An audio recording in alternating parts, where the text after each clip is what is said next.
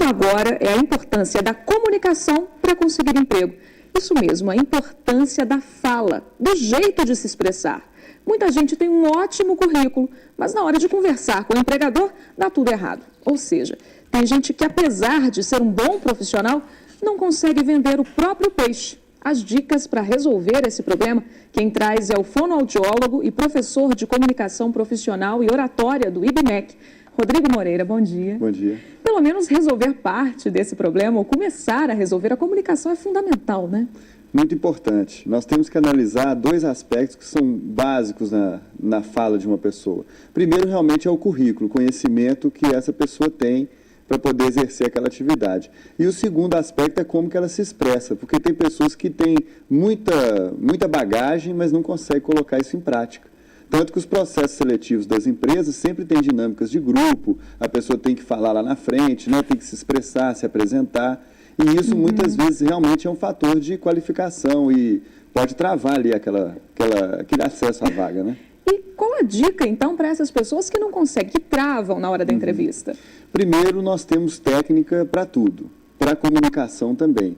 Então, existem 4 técnicas que são importantíssima a pessoa conhecer. Primeiro, o contato visual. Quando a pessoa vai se expressar, ela tem que olhar para as pessoas no olho, e quando você tem um grupo maior na sua frente, você vai distribuindo o olhar enquanto você fala.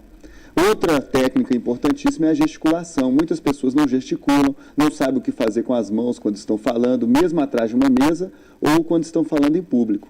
Então, isso gera uma insegurança. A terceira técnica é o movimento. Então, muitas pessoas ficam paradas ou se não movimentam demais quando estão falando, e isso gera um desconforto no ouvinte. E a entonação de voz e a velocidade de fala é muito importante. Muito rápido ou muito devagar? Falar muito rápido, muito devagar. Os extremos são sempre prejudiciais. O ideal é a pessoa falar num ritmo assim e variar esse ritmo. Falar rápido demais o tempo todo ou devagar demais o tempo todo vai gerar esse desconforto e a pessoa que está ouvindo não vai sentir aquela credibilidade que é necessária.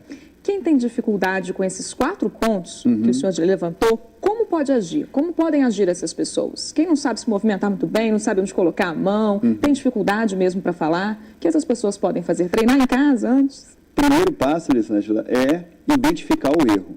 Então, eu trabalho muito com filmagens, eu filmo as pessoas falando e depois nós analisamos em videotape para a pessoa ter consciência de que ela está errando.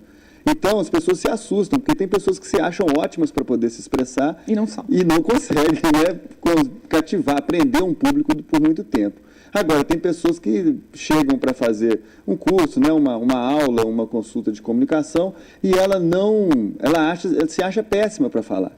E, na verdade, ela não é. Então, é importante a pessoa se conhecer, treinar em casa, né? Tem lá a família, né? Coloca todo mundo sentado no sofá e fala para todo mundo, grava. Quem não tem vídeo em casa, quem não tem câmera, aliás, pode treinar, por exemplo, na frente do espelho, com a família em casa? Como pode ser isso? Tá, na frente do espelho você pode observar seus gestos, o contato visual, nem que seja com você mesmo, né?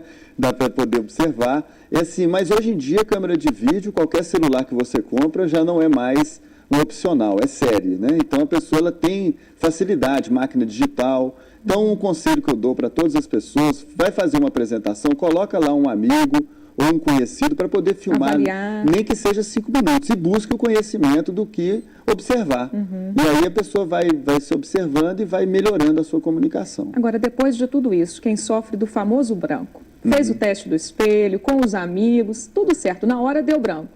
Como é que faz? Deu branco porque não tem cola. Então, nós não podemos colar em prova. Realmente, se a gente está lá na faculdade e o professor nos pega colando, ele vai pegar a nossa prova. Agora, é muito natural você falar em público e ter lá um roteiro para você consultar. Então, realmente, quando você vai se expressar, gera um nervosismo. Mesmo numa entrevista de trabalho? Na entrevista de trabalho, você pode planejar antes. Então, você planeja antes, senta com tranquilidade. E aí, na hora da sua apresentação lá, você já vai ter uma certa facilidade, porque você planejou. Eu observo muitas pessoas que não planejam, não tem tempo de planejar. Muitas vezes vai fazer uma palestra, não foi nem ela que fez o slide. E ela já chega confessando que não planejou. Isso é um erro muito grave. Fica muito mais difícil. Muito mais difícil. Então, planeje. E se você tem uma agenda, você pode levar a sua agenda e discretamente tentar consultar essa agenda. Então, assim, a cola é muito importante. Agora, no mínimo, você tem que fazer um planejamento antes, né, nos bastidores ali, antes de entrar em cena. E manter a calma. Exatamente. Muito obrigada pela sua participação, pelas dicas. Um ótimo dia. Obrigado.